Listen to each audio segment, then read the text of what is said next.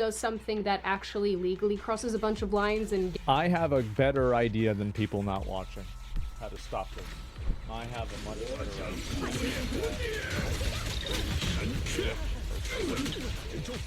That's what I think. I think we put them in prison.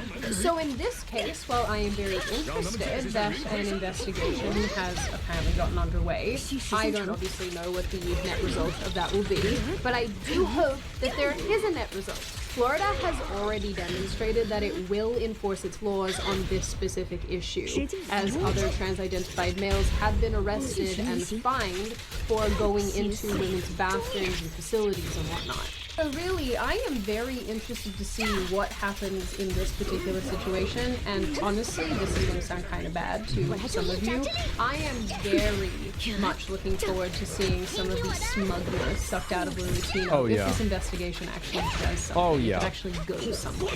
So in the end, from here, I guess we are all going to be snuggled up together as we watch how this massive car crash unfolds. I feel like, again, whenever you have like this bathroom issue, I think that people look at it from the wrong perspective. They look at it from the perspective of what makes a trans person comfortable, but you should be looking at it from the perspective of what makes a woman safe.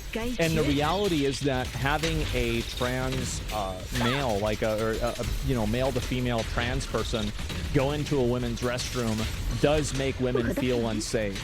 It very clearly does. Now, I can't speak for all women, but I think that there's a large percentage of them that do feel this way. I think that there's a lot of social pressure to say that you don't feel this way right now. And so the amount of them that report being uncomfortable is probably lower than the actual amount of people that genuinely feel this way. But I think that as more of these cases come out and... He is fitting the boot. Okay, maybe... No, you don't remember September 11th. I do. We had September 11th. We had Y2K. We had the internet. There was the president getting his sucked. That was a pretty big deal.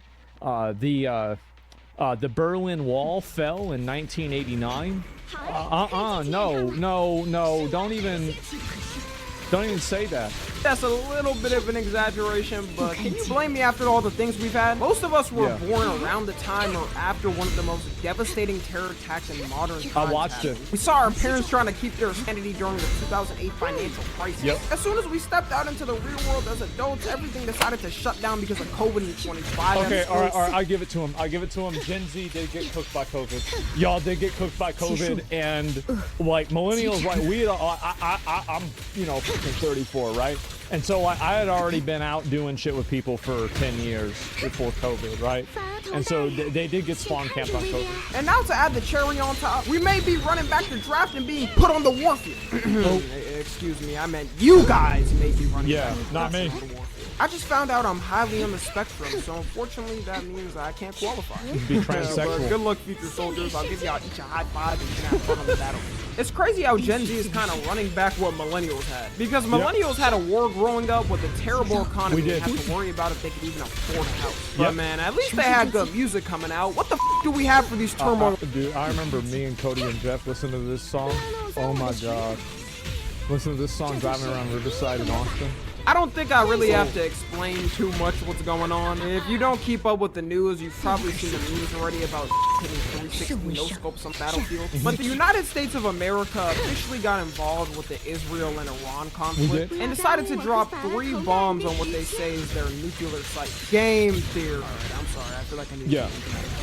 Now, I'm not going to say too much of my personal opinion on it and break this down like it's a 5-hour political podcast. I usually say and talk about things more on stream, so definitely go follow me on there in the second channel. But it's not surprising that everyone is scared online and doesn't know what's going to happen. You know, in the past, you usually didn't have a president tweeting that they bombed a country. And then congratulating themselves and asking for a Nobel Peace Prize all within 24 hours.